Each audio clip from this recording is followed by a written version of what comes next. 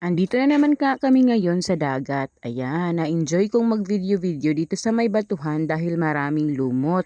Ang ganda nilang tingnan, di ba? Kasi tinitingnan ko talaga closely. Baka kasi may ma-surprise ako ba may biglang lumabas tapos extraordinary siya. Kaya tinitingnan ko talaga closely. Ayan, yung videohan ko. Bato at mga lumot. Maganda pala siya tingnan talaga pag close yung video.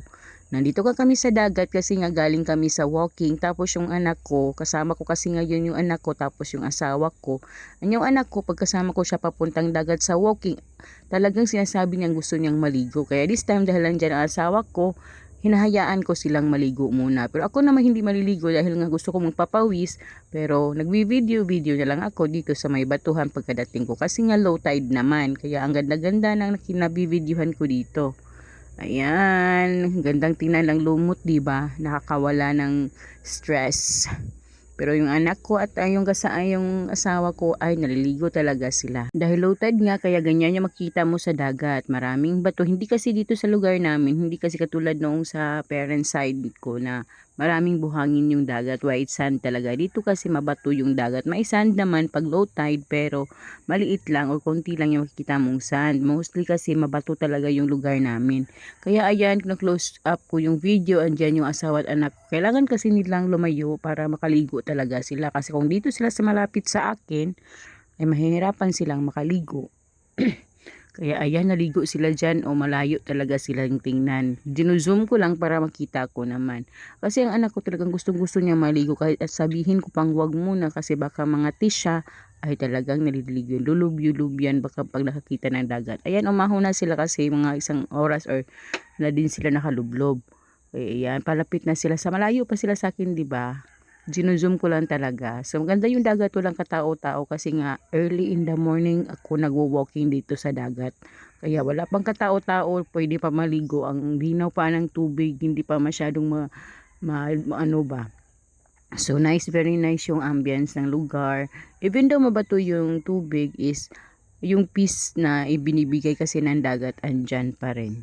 Kaya ayan yung anak ko kasama yung tatay niya.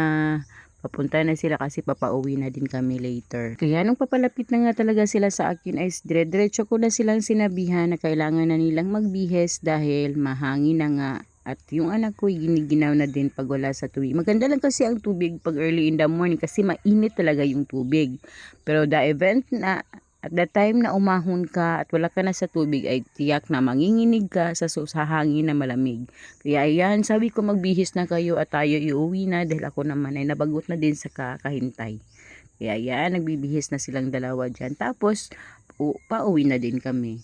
Ayan, yung anak ko nagbabike nga, sabi ko siya. Kaya kailangan niya magsuot ng jacket para hindi naman siya mahanginan na masyado. Na-enjoy niya yung bike niya niyang yan. Yung asawa ko naman, siya nadadala ng mga snorkeling gear ng anak ko. Tapos, ako talaga is patuloy lang sa pagpa-walking-walking, no, para pagpawisan pa. Yung asawa ko, bit-bit niya yung mga basa nilang gamit, yung mga anong mga bubot dyan, cellphone.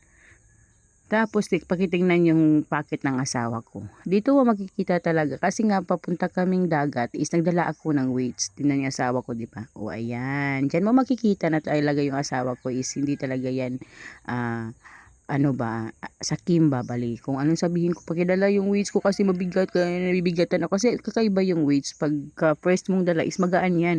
Pero pag tumatagal ka ng buhat-buhat mo yung weights, ay bumibigat siya.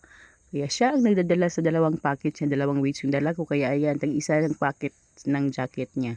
Para naman balanse. Kaya ayan, hayahay ang asawa.